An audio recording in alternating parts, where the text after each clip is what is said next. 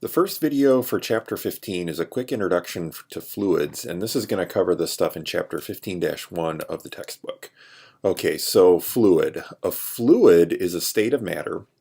And the thing about fluids is they don't have a definite shape. So if you put a fluid in a container, it'll move around, it'll change shape to fit the container. And of course, if you think about the states of matter, both gases and liquids satisfy this definition. So gases and liquids are both examples of fluids. So just some useful definitions when it comes to fluids. So first off, density, which you probably heard of before. So density is the mass divided by the volume, and we're going to use the Greek letter rho, which looks kind of like a lowercase p, but it's the Greek letter rho, and that's our symbol for density. So density is mass divided by volume. And just a note, I don't think your book mentions this, but it's often you'll also see something called the specific gravity, which is actually telling you the same information. But the specific gravity is the ratio of the density of the particular material to the density of water. So water has a specific gravity of 1. If you've got something with a specific gravity of greater of, say, 2, then the density is going to be twice the density of water. All right, and some other terminology when it comes to fluids.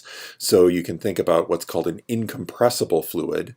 And if it's incompressible, well, it means what you think it means, right? So you can't compress it. So the volume does not change. So the volume of your fluid doesn't change. And these are typically things like liquids, right? So if you imagine you have some water, you can't really press it. You try to compress the water, you can't really do it.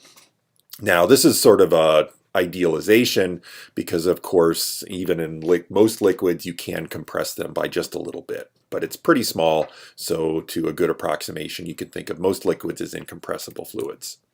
On the other hand, there's also fluids that you can compress. So if you imagine air, well, you can actually compress air, so the volume can change. So most gases are compressible fluids.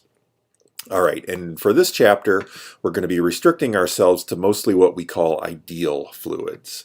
And by ideal fluids, we mean they're incompressible, so the volume doesn't change or the density is constant.